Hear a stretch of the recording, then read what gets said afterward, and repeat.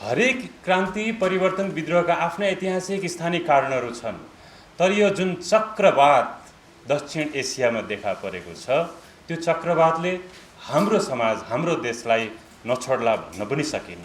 त्यति बेला यो विद्रोहको आँधीलाई एउटा हुल एउटा दिशाहीन जत्थालाई सुम्पिने या त्यो बौद्धिक वर्गले आत्मसात गर्ने सम्भवतः यो पक्षबाट पनि हामीले आजको परिस्थितिलाई हेर्नुपर्छ होला। हामी आज नेपालको राजनीतिक इतिहासको एउटा विशिष्ट मोडमा छौँ। राजनीतिक इतिहास अथवा कुनै पनि देशको इतिहास राजनीति एउटा स्थिर तलाउमा जमिरहेको पानी जस्तो होइन, यो एउटा विशाल गडगडाट नदी जस्तै हो। क्लब लगायत अन्य विभिन्न मञ्चहरूमा समकालीन राजनीति जुन रूपान्तरण र सङ्क्रमणसँगै हामी आज आइपुगेका छौँ, यसप्रति हाम्रा विभिन्न समयमा हामीले आलोचनात्मक दृष्टिकोणहरू विभिन्न तवरले राख्दै आइरहेका छौँ। यही रिपोर्टर्स क्लबको मञ्च नै पनि सम्भवतः 10औं चोटि मैले आफ्नै व्यक्तिगत रूपमा कुरा गर्दा र खास गरी हाम्रो आयोजक र व्यवस्थापक संस्थाको सदस्यको हैसियतले धेरैचोटि आलोचनात्मक विचारहरू हामीले राख्दै आइरहेका छौँ। र यो रोडम्यापसम्म आइपुग्दा डाक्टर कमलराज शर्माले 20औं वर्ष नेपाली राजनीति, स्थानिक अर्थ राजनीति र संस्कृतिको विकास, यसको विस्तार, यसका सम्बन्धमा चिन्तन कोठाभित्र साना छलफलहरूमा र आफ्नै कलम र कापीसँग जुझ्दै किताबहरूसँग जुझ्दै आउनुभएको छ। र उहाँले केही समय अगाडि ब्रह्मास्त्र भन्ने पुस्तक सार्वजनिक गर्नुभएको छ र त्यो एउटा समकालीन राजनीतिमा निकै नै एउटा खरो एउटा चाहिँ आलोचनात्मक दृष्टिकोणसहित स्थापित हुन सफल भएको छ। यस सन्दर्भमा म त्यो पुस्तकबाट अझ अगाडि बढेर एउटा इतिहासले सम्भवतः हामीलाई त्यो ठाउँमा पुर्याएको छ कि अब यति बेला देशको बौद्धिक वर्गले स्वतन्त्र तवरले एउटा आलोचनात्मक दृष्टिकोण र एउटा एक तवरको प्रतिरोध हामीले गर्नुपर्ने अवस्थामा सम्भवतः आइपुगेका छौँ। सायद यही चेतनाबोधको उत्पादन हुनसक्छ, उपज हुनसक्छ। डाक्टर शर्माले लोकतान्त्रिक राजनीतिक प्रणाली र शासकीय स्वरूपको रोडम्याप हामीहरूको बिचमा राख्दै हुनुहुन्छ। यसलाई सार्वजनिक गर्ने क्रममा एक हिसाबले यो सार्वजनिक भइसकेको छ र यो एउटा क्युआर कोड यहाँहरूले यो ब्यानरमा देख्नुहुन्छ, त्यो स्क्यान गर्दा बित्तिकै हामी त्यो दस्तावेजमा पुग्न सक्छौँ। र दस्तावेजको अझ विस्तृत रूपमा ब्रह्मास्त्र पुस्तक छ, त्यो त्यहाँ कुर्सीमा राखिएको छ त्यो पुस्तक। र त्यसको चाहिँ नै संक्षिप्त रूप एउटा दस्तावेज सार्वजनिक सहित आफ्नो संक्षिप्त भनाइ राखिदिनु हुन म आदरणीय सर डाक्टर कमलराज शर्माज्यूलाई हार्दिक अनुरोध गर्दछु।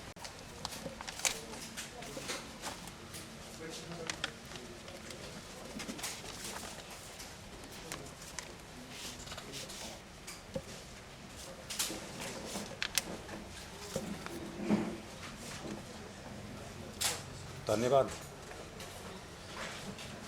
उद्घोषकज्यू। देशमा आसीन प्राध्यापक डाक्टर प्रेम शर्माज्यू, वरिष्ठ अधिवक्ता रवि खनालज्यू, प्राध्यापक डाक्टर गोविन्द मानसिंह कार्कीज्यू, वरिष्ठ कलाकार तारा केसीज्यू लगायत यहाँ उपस्थित सम्पूर्ण सञ्चारकर्मी बन्धुहरूमा मेरो हार्दिक अभिवादन साथै नमस्कार गर्न चाहन्छु।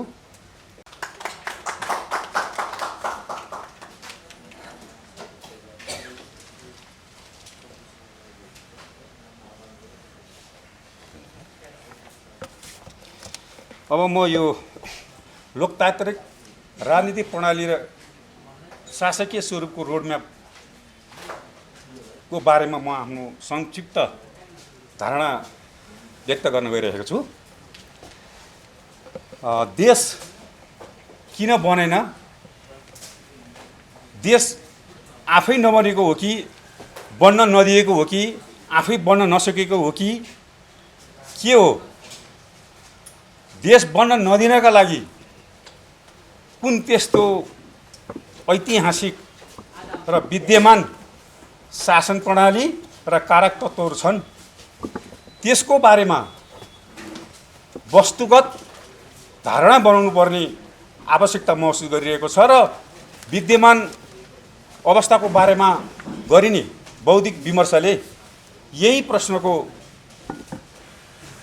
वस्तुगत उत्तर प्रज्ञानतर्फ लाग्नुपर्छ भन्ने मैले ठान्दछु। इतिहासमा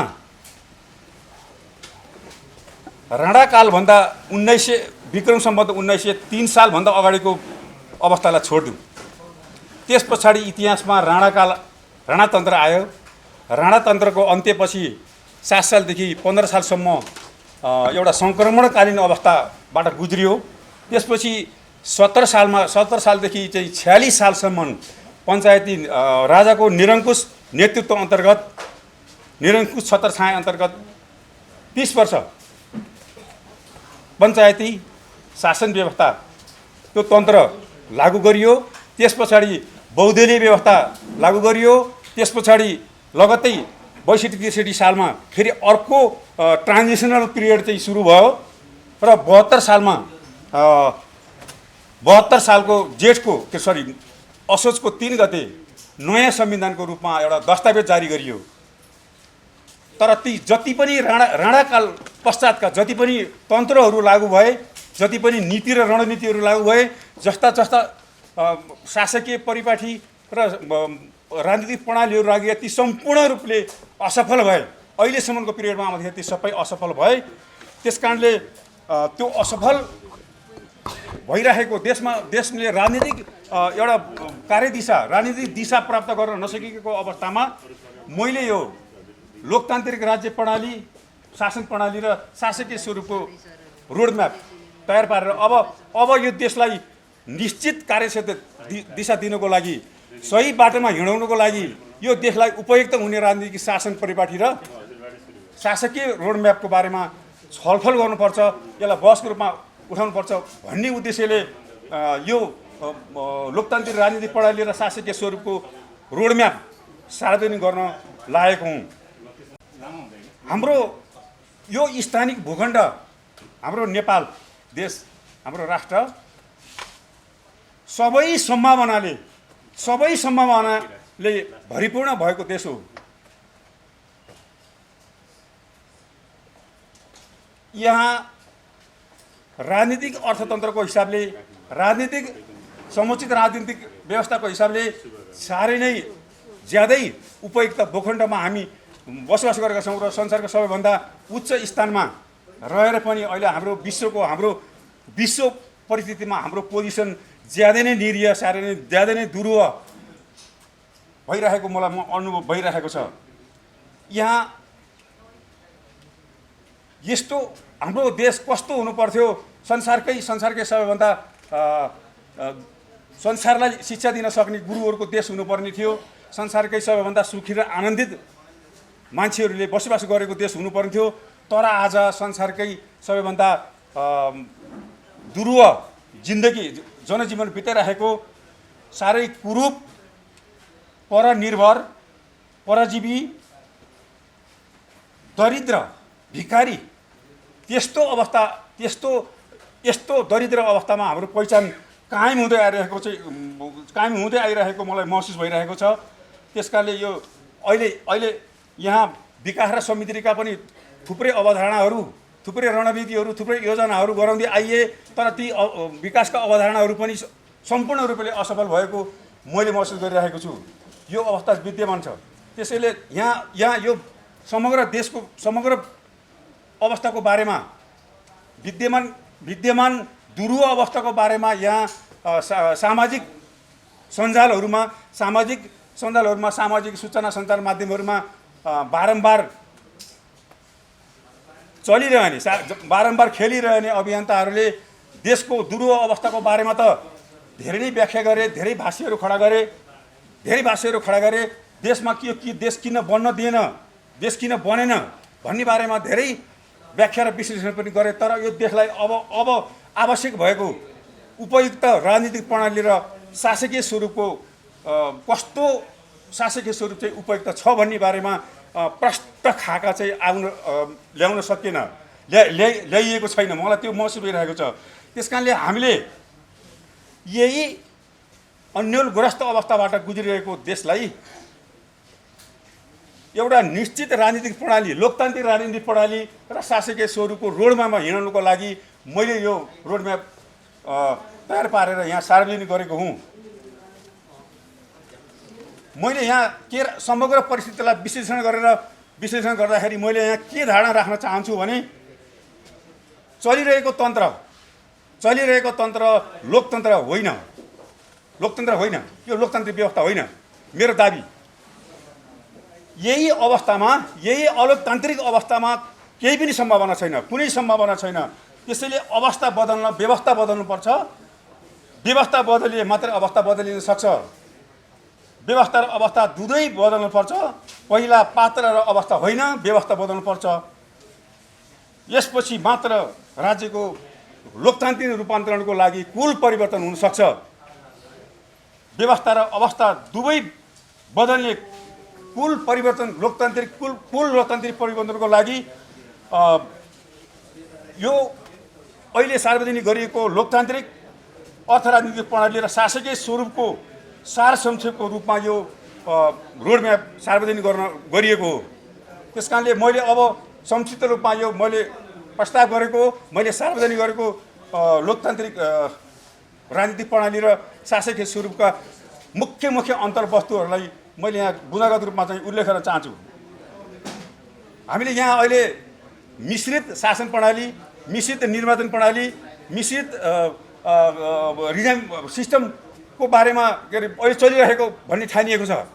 जस्तो समानुपातिक र प्रत्यक्ष निर्वाचन पनि हुन्छ, समानुपातिक पनि हुन्छ। त्यसैलाई चाहिँ मिक्स डेमोक्रेसी, मिश्रित के अरे शासन प्रणाली भनेर परिभाषित गरिएको छ।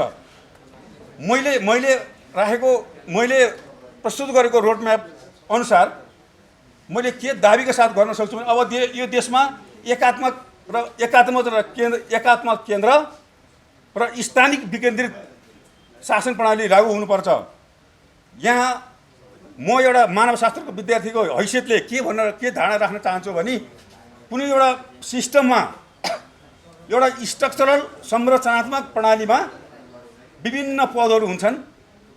त्यो पदहरू अनुसार चाहिँ त्यहाँ त्यो पदलाई चलायमान गर्नको लागि, त्यो सिस्टमलाई चलायमान गर्नको लागि त्यहाँ विभिन्न एक्टरहरू भर्ना गरिएका हुन्छन् र ती एक्टरहरूले उचित ढङ्गले कार्य सम्पादन गर्न सक्यो भने त्यो सिस्टम राम्रोसित चल्छ, राम्रोसित स्वाभाविक हिसाबले सञ्चालन हुनसक्छ। तर जुन यो राज्य प्रणालीको लागि जुन पदले कामै गर्दैन, जुन अनावश्यक रूपमा राज्य प्रणालीमाथि एउटा बोझ र भार बनेर बनिरहेको छ, त्यस्तो प्रणालीहरू राख्न हुन्न भन्ने मैले धारणा राख्ने क्रममा मैले यो देशमा अबको शासन प्रणालीमा राष्ट्रपति र उपराष्ट्रपतिको आवश्यकता छैन। यो देशमा यदि देशलाई चाहिँ लोकतान्त्रिक बनाउने हो भने यसमा मैले राष्ट्रपतिको कुनै औचित्य मैले देखेको छैन। राजतन्त्रात्मक शासन प्रणालीमा राजाको जस्तै भूमिका गणतन्त्रात्मक शासन प्रणालीमा पनि त्यस्तै हुने हो भने यो देशमा राष्ट्रपतिको कुनै पनि आवश्यकता छैन, उपराष्ट्रपतिको झन् आवश्यकै छैन। तर तसर्थ अबको लोकतान्त्रिक राजनीतिक प्रणालीको शासकीय प्रणालीमा राष्ट्रपति र उपराष्ट्रपतिको स्थान आवश्यक छैन भन्ने कुरा मैले यहाँ राख्न चाहेँ। अर्को हाम्रो निर्वाचन प्रणालीमा समानुपातिक निर्वाचन प्रणाली अभ्यास गरिराखेको छ। त्यो समानुपातिक हाम्रो कन्टेक्स्टमा त्यो समानुपातिक निर्वाचन प्रणाली त त्यो पदलाई खरिद बिक्री बनाउने क्रममा मात्रै के अरे अभ्यास गरिएको छ। समानुपातिक स्थानलाई, समानुपातिक पदलाई खरिद बिक्री रूपमा, पैसामा लेनदेनको रूपमा खरिद बिक्री गरेर टिको लाएर जनताले कसैले एक भोट पनि नल्याएको व्यक्ति उप प्रधानमन्त्री, मन्त्री हुन पाउने, सांसद हुन पाउने र हाम्रो देशमा चाहिँ हामी नागरिकमा रुलिङ गर्न पाउने व्यवस्था छ। यो चाहिँ लोकतान्त्रिक होइन भन्ने मेरो दाबी हो। अर्को यो देशलाई अबको आवश्यकता भनेको यो देशलाई कार्यकारी राष्ट्रपति पनि होइन, कार्यकारी प्रधानमन्त्री पनि होइन। अब यो देशलाई कार्यकारी प्रत्यक्ष निर्वाचित राष्ट्रिय अध्यक्षको खाँचो छ। यो देशमा कम्तीमा पनि 51% मत ल्याएको व्यक्ति कार्यकारी प्रमुख हुनुपर्छ। यो मामलामा राष्ट्रपति र उपराष्ट्रपतिको जरुरी छैन।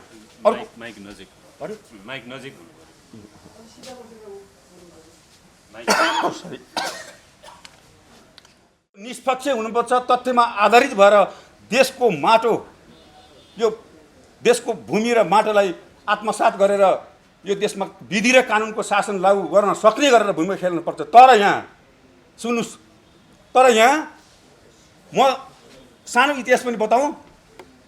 15 सालमा संसदीय हामी वेस्ट मिनिस्टरियल शासन प्रणालीको हिमायती ठान्छौँ आफूलाई, होइन?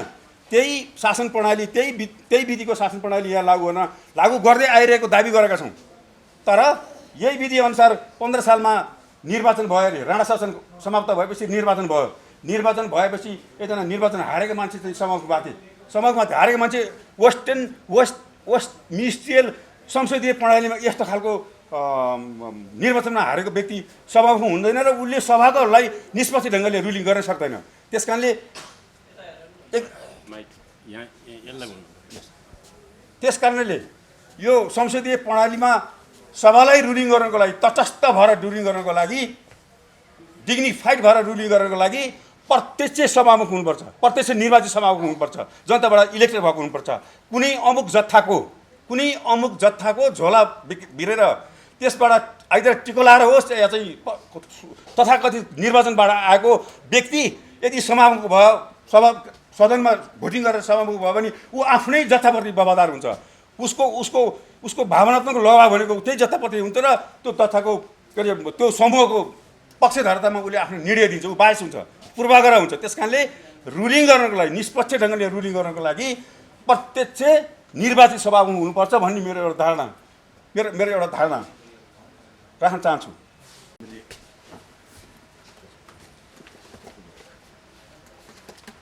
पत्रकार मित्रहरू, यो संविधान अहिले हाम्रो राज्य यो चाहिँ राज्य व्यवस्था सञ्चालन गर्ने सिद्धान्त हो।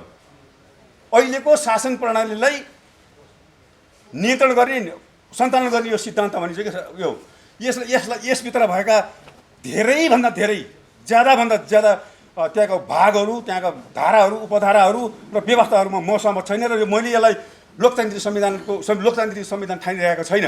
यो संविधानवादको विरुद्ध, राज्यलाई समर्थ पार्न संविधानवादको विरुद्धमा जबरजस्त लादिएको दस्तावेज हो। त्यस कारणले अबको संविधान, यहाँ संविधान संशोधनको चर्चा चलिरहेको छ। संविधान संशोधन गर्नेहरूले त्यो मलाई विश्वास छैन, विशेष गर्नुपर्छ हुँदैन। तपाईँ हामीलाई भुलभुलैमा पारेर, अनि भुलभुलमा पारेर फेरि चाहिँ निजहरूको नाटक गरेर यहाँ आएर संविधान संशोधन गर्ने भन्ने नारा लिएर, मुद्दा लिएर गएर चुनाव जितेर आएर तपाईँमाथि यति शासन गर्ने। त्यस कारणले यसमा थुप्रै धाराहरू, थुप्रै भाग, थुप्रै उपधाराहरू अलोकतान्त्रिक छन्। कतिवटा भाग चेन्ज गर्ने, कतिवटा धारा चेन्ज गर्ने, कतिवटा उपधारा चेन्ज गर्ने। त्यस कारणले यो विसंविधानको दस्तावेज पुनर यो संशोधन गर्ने होइन, दस्तावेज नै यो संविधान, अबको लोकतान्त्रिक संविधान नै पुनर्लेखन गर्नुपर्छ भन्ने मैले यो रोडमार्कमा आफू दाबी गर्न चाहन्छु। त्यस कारणले मैले यहाँ उल्लेख गरेका लोकतान्त्रिक शासन, राजनीतिक प्रणाली र शासकीय स्वरूपको रोडम्यापमा यस्तो अन्तर्वस्तुहरू राख्नुपर्छ भनेर मैले जुन अन्तर्वस्तुहरू खास टिप्पणीका साथ मैले राखेको छु। अब मैले एउटा विशेष मेरो अनुरोध, विशेष युवा तबकामा, युवा देशको युवा पपुलेसन भनेको रूपान्तरकारी शक्ति हो। देशको उत्तर प्रगति गर्ने उत्पादनशील जनशक्ति हो। त्यो जनशक्तिले साँच्चै यो संविधान भनेको के हो, शासन प्रणाली भनेको के हो, राजनीतिक सिद्धान्त भनेको के हो, अहिलेको विद्यमान चालु शासन व्यवस्थाको यो संविधान, यो दस्तावेज भनेको के हो भन्ने बारेमा प्रष्ट दार्शनिकी, सैद्धान्तिकी, वैचारिक र रणनीतिक रूपले प्रष्ट हुनुपर्छ। यो लहरको भरमा स्टनबाजी खडा गरेर यो राज्य चलाउन सकिन्न। त्यस कारणले प्रष्ट रूपमा बुझेर स्पष्ट आफ्नो धारणा, स्पष्ट यो देशको हितको लागि सही धारणा निर्माण गरेर लाग्नुपर्छ भन्ने एउटा म अनुरोध गर्न चाहन्छु, विशेष गरी युवा तबकामा। अर्को, यो सूचना र सञ्चार माध्यमहरू साथीहरूलाई पनि म के अनुरोध गर्न चाहन्छु भने तपाईँहरू यो देशको चाहिँ सही सत्य सूचना सम्पादक हो, चेतनाको भाग हो। तपाईँहरूले सही सत्य सूचनाहरू चाहिँ सम्प्रेषण गरिदिनु भयो भने मान्छे भ्रममा पर्छन्। त्यस कारणले लोकतान्त्रिक शासन परिपाटीको तपाईँहरू आत्मप्राण हो। त्यस कारणले संविधान के हो, राज्य व्यवस्था के हो, होइन, कानुनी व्यवस्था के हो, हाम्रो विशिष्ट यो विश्वको वैश्विक परिस्थितिमा हाम्रो देशको विशिष्ट परिस्थिति कस्तो छ भन्ने बारेमा तपाईँहरू प्रष्ट हुनुपर्छ। तपाईँहरू प्रष्ट भएन भने लोकतान्त्रिक व्यवस्था चाहिँ स्थापना हुन सक्दैन। त्यस कारणले यो रोडमाको बारेमा सञ्चारकर्मी साथीहरूलाई म विशिष्ट अनुभव के गर्न चाहन्छु भने तपाईँले यो रोड ऱ्याम्पलाई सिरियसली पढिदिनुहोस्। यो देशको लागि लेखेँ म कुनै राष्ट्रपति प्रधानमन्त्री बन्नको लागि यो मैले यो लोकतान्त्रिक शासन प्रणालीको रोडम्यापमा मैले सार्वजनिक गरिरहेको छैन। यो देशकै लागि लेखेको छु। त्यस कारणले यसको देशको लागि तपाईँहरूले लबिङ गरिदिनुहोस्। तपाईँले पक्षमा पक्ष परिवर्तन गरिदिनुहोस् भन्ने मेरो अनुरोध गर्दै मैले आफ्नो यहाँ धारणा यो लोकतान्त्रिक राजनीतिक पढाइ लिएर शासकीय स्वरूपको रोडम्यापको बारेमा मैले संक्षिप्त धारणा यही राखेर हालै मैले आफ्नो धारणा व्यक्त गर्ने क्रम चाहिँ टुङ्ग्याउन चाहन्छु। धन्यवाद प्रश्नको लागि। जहाँसम्म प्रश्नकर्ताले यो क्लबको रूपमा चिया गफको रूपमा जस्तो देखियो भन्ने भयो होइन। यहाँ एउटा यो स्वतन्त्र राष्ट्रिय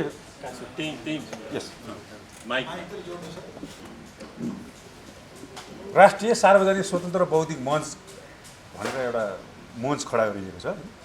त्यसको काम के हो भने विद्यमान इतिहास, वर्तमान र भविष्य देशको शासन प्रणाली राज्य कस्तो हुनुपर्छ भनेर एउटा निश्चित दिशा परिवर्तनको लागि सहयोग होस् भन्ने हिसाबले खास दार्शनिक, सैद्धान्तिक, वैचारिक र रणनीतिक मूल्यको सिफारिस गर्नुको लागि भनेर यो मञ्च गठन गरिएको। यो कुनै दर्तावाला त होइन है भाइ, दर्तावाला होइन।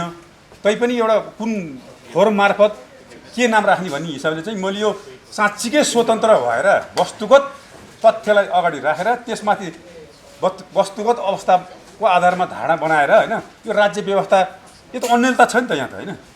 जे ढङ्गले हामीले यहाँ लोकतन्त्र भनिएको छ नि, मलाई त त्यस्तो लोकतान्त्रिक मूल्य कहीँ पनि देखेको छैन क्या मैले। राज्य टोटल राज्य असफल भएको जस्तो अवस्था छ होइन। म त अहिले त मृत बनाइएको जस्तो छ। राज्यको कुन चाहिँ अङ्गले फङ्सनल छ भन्नु त, एउटा मात्र अङ्ग देखाउनुहोस् त। मैले एउटा पनि अङ्ग देखाएको छैन। त्यस कारणले राज्यको टोटल रिजिस्ट्रेसन गर्नुपर्ने खाँचो छ। त्यो रिजिस्ट्रेसन गर्नको लागि यहाँ संविधान मैले यो के रोड म्यापमा यसमा 22-25वटा भाग, धारा, उपधारा, व्यवस्था यो कतिवटा सम्बन्ध चाहिँ सम्बोधन गर्ने होइन। यो भनेको राज्यलाई अगाडि बढाउने दस्तावेज हो कि राज्यको नीति होइन। यो राज्य सञ्चालन गर्ने सिद्धान्तको समष्टि हो क्या यो। त्यस कारणले यही त्रुटिपूर्ण भएपछि तपाईँको राज्य त अन्यलग्रस्त हुन्छ।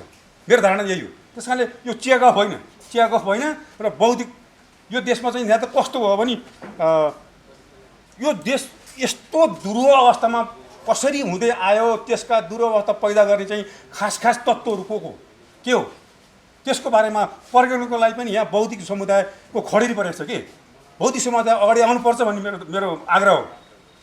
त्यो अगाडि सार्वजनिक रूपमा प्रकट हुन तथ्यलाई अगाडि राखेर, तर्कलाई अगाडि राखेर, खास राज्य सञ्चालनको दार्शनिकलाई अगाडि राखेर, सैद्धान्तिकलाई अगाडि राखेर, रणनीतिक खाका अगाडि राखेर बोल्न सक्ने अवस्था चाहिँ अहिले विद्यमान छैन कि। किन भन्दा यहाँ जोखिम छ। त्यस्तो जोखिमको बावजुद पनि बौद्धिक समुदायहरू अगाडि आएर बोलिदिनुपर्छ त्यसको लागि भन्ने ढङ्गले यो राष्ट्रिय सार्वजनिक स्वतन्त्र बौद्धिक मञ्चको नामबाट यो कार्यक्रम आयोजना गरिएको र यो देशलाई बनाउनुको लागि अब साँच्चै भन्यो भने यो देश बन्ने खालको अवस्थै भएन होइन। बन्ने खालको अवस्थै भएन। अहिले मैले धेरै कुराहरू राखेँ यसमा यो रोडम्यापमा भएका कन्टेन्टहरूलाई मैले विस्तृत रूपमा राखिसकेको छु। त्योभन्दा नि बाहेक तपाईँले यहाँ हामीले बोलेको कुरा भन्दा बाहेक यो यहाँ एउटा स्क्यान यो छ, यो के अरे क्युआर कोड छ क्या, त्यो हेरिदिनुहोस्। डिटेल छ त्यसमा होइन। यहाँ हामीले खालि संक्षिप्त कुराहरू मात्रै गरेँ, सबै कुराहरू यहाँ बोलेर व्यक्त गर्ने अवस्था पनि भएन, समयले दिएन होइन। त्यस कारणले यो चियागफ होइन। यो राज्यलाई दिशानिर्देश गर्न सत्य प्रगति र राज्यलाई सैद्धान्तिक रूपले, दार्शनिक रूपले दिशानिर्देश गर्नको लागि चाहिँ एउटा धारणा बनाउनुपर्छ, एउटा दृष्टिकोण चाहिँ पैदा गर्नुपर्छ र त्यसको लागि चाहिँ एउटा बौद्धिक समुदाय तयार गर्नुपर्छ भन्ने उद्देश्यले यो कार्यक्रम आयोजना गरिएको, रोडम्याप सहित यो कार्यक्रम आयोजना गरिएको। अरू केही छ?